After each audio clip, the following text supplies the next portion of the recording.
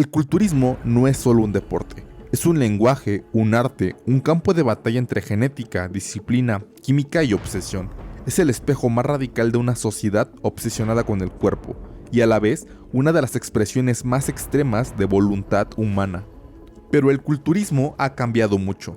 Lo que ayer era perfección, hoy es solo simetría antigua. Lo que antes era dedicación pura, hoy se mezcla con tecnología, marketing y estrategias farmacológicas milimétricas. Y sin embargo, a pesar de todas esas transformaciones, hay nombres que siguen en pie como pilares de lo imposible. Culturistas que no solo ganaron trofeos, sino que cambiaron la forma en que el mundo entero entendía el físico humano. Hombres que reescribieron la historia del culturismo. Pero para entender cómo comenzó esta historia hay que retroceder a un tiempo donde el músculo no se medía en gramos ni en ciclos, sino en proporción, en belleza, en mitología viva. Porque antes de los gigantes, antes de los Mr. Olympia, existió un físico que no parecía real, sino esculpido.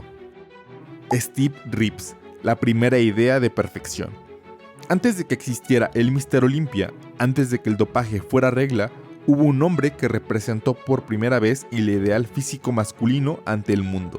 Steve Reeves no era un gigante, ni un freak, era simétrico, proporcionado, elegante. Inspiró a generaciones porque su físico parecía alcanzable y a la vez inalcanzablemente perfecto. Fue ganador del Mr. Universo en 1950, del peso ligero para su época. Además de su influencia en Hollywood, lo convirtió en símbolo de masculinidad global, y su visión estética influyó directamente en Arnold Schwarzenegger, quien años después diría que Steve fue el modelo que todos querían alcanzar.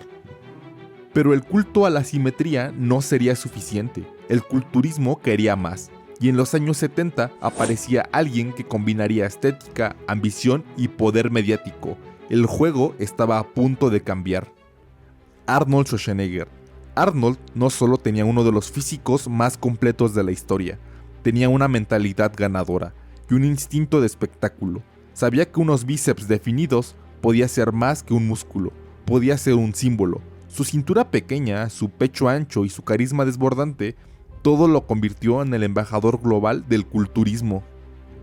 Fue 7 veces Mr. Olympia, siendo el primer culturista con estrategia de medios, cine, televisión y política. Además, su estética definió el estándar de la Edad Dorada. Pero incluso en la época de Arnold, algunos cuestionaban la creciente obsesión por el volumen. Había quienes preferían la simetría pura, y uno de ellos cambiaría el curso del juicio estético. Frank Zane. Parecía un error de casting en una era de músculos masivos, pero su físico era matemáticamente perfecto. Hombros milimétricamente más anchos que su cintura, proporciones áureas, además de un control absoluto del cuerpo. Fue la prueba viviente de que la estética podía vencer al volumen, si estaba ejecutada con precisión quirúrgica. Siendo ganador de 3 Mr. Olympia, usaba técnicas de control mental, visualización y meditación, e influenció la creación de la categoría Classic Physique décadas después. Todo cambió drásticamente en los años 90. El culturismo dejaría de ser arte y se convertiría en pura brutalidad. Dorian Yates llegó en silencio, con una mentalidad casi monástica, sin sonreír, sin aparecer, pero con un cuerpo tan denso que parecía esculpido en plomo. Fue el inicio de la era del músculo extremo. Cambió la forma de entrenar, cambió la forma de competir y cambió la forma de doparse. Fue 6 veces Mr. Olympia y fue el pionero en el uso sistemático de GH e insulina, e introdujo el entrenamiento de alta intensidad con volumen bajo. Y si Dorian fue la puerta a lo extremo, Ronnie Coleman fue la explosión total, el físico que rompió todos los límites, para bien y para mal. Ronnie Coleman es para muchos el mejor culturista de todos los tiempos. 8 títulos consecutivos, una combinación inhumana de masa, simetría, fuerza y definición. Pero también es el rostro del costo más alto del culturismo extremo. Cirugías, muletas, dolor crónico, pero su legado es glorioso y trágico. Él fue la mezcla del culturismo y levantamiento de potencia, llevando el power building al extremo. además de que popularizó el entrenamiento extremo y sin límites. Hoy en día es inspiración, pero también advertencia. Tras Ronnie llegó una nueva generación, una generación que no quería más volumen por volumen, sino volver a encontrar el equilibrio entre perfección física, control, genética y presencia escénica. En ese contexto emergió un nuevo rostro, un hombre que no solo parecía diseñado digitalmente, sino que por momentos parecía imposible de superar. Phil Heath no fue un accidente, fue una tormenta perfectamente calculada, genética de élite, mentalidad de competidor, una musculatura tridimensional que redefinió el término densidad, y una estética tan precisa que incluso sus críticos no podían ignorarla. Su espalda parecía renderizada, sus bíceps tallados en alta definición, y su nivel de detalle simplemente era otro universo. Ganó 7 títulos consecutivos de Mr. Olympia, apodado The Gift, por su genética extraordinaria y desarrollo muscular precoz. Tenía uno de los físicos más equilibrados entre tamaño, simetría y condicionamiento de toda la historia. Pero Phil no solo dominaba el escenario con músculo, sabía posar, sabía hablar y sabía meterse en la cabeza de sus rivales. Era inteligente, estratégico, un perfeccionista, y aunque algunos lo tachaban de arrogante, miles lo admiraban por la misma razón, porque no pedía permiso para ser excelente. Detrás del físico de superhéroe había un atleta humano, con emociones reales, que entendía el peso de la expectativa.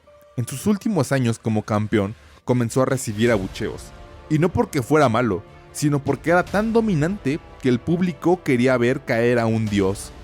Pero mientras Phil alcanzaba la perfección física, el mundo del culturismo estaba cambiando. Las redes sociales transformaron la forma de inspirar, y un nuevo tipo de físico comenzó a ganar millones de corazones, no por ser el más grande, sino por ser el más clásico, el más humano y el más emocional. Chris Bumstead no fue el más grande ni el más fuerte, pero fue sin duda el más influyente de su generación.